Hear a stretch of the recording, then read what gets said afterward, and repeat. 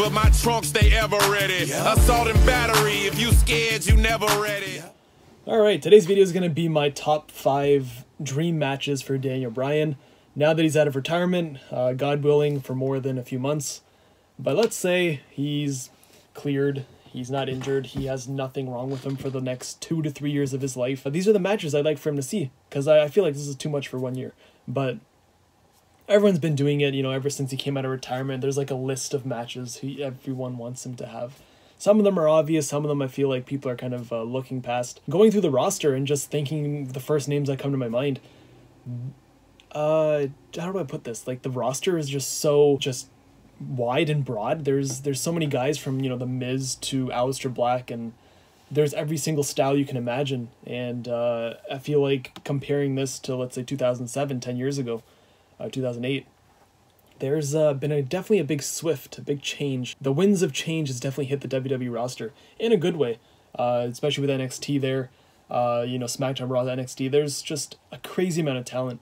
And with Daniel Bryan back in the mix now, there is an endless list of possibilities for that man. God willing, he stays healthy.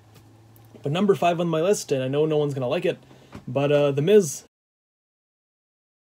And I said in my last video, this match with The Miz is probably the most built. It makes the most sense. And I feel like it's probably the most likely to happen. These guys have just hated each other. I mean, I don't know if it, like, storyline-wise, since Daniel Bryan debuted in WWE as Miz's rookie on NXT. So for that story to just happen, and then everything that happened on SmackDown with the Smack Talk thing, these guys always go back and forth. Really, it's very subtle at some points, but then they made it more obvious with Miz taking Daniel Bryan's kicks, the whole promos they cut on each other, social media even.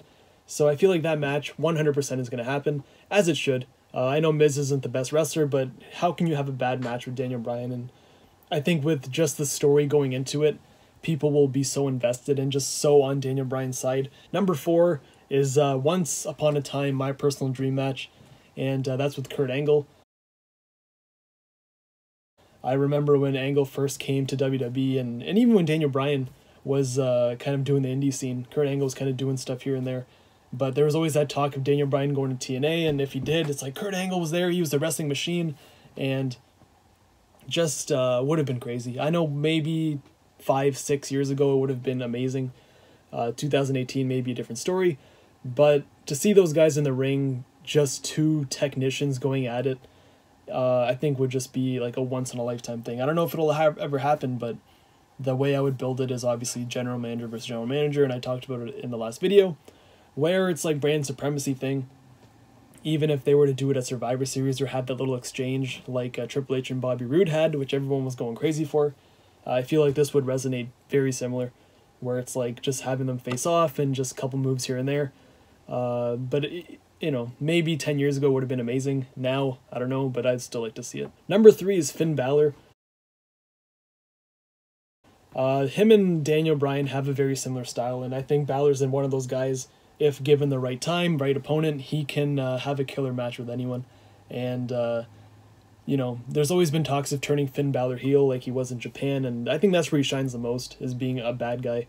So, babyface Daniel Bryan, heel Finn Balor, just sounds like a great match. And much goes the same for number 2, which is AJ Styles.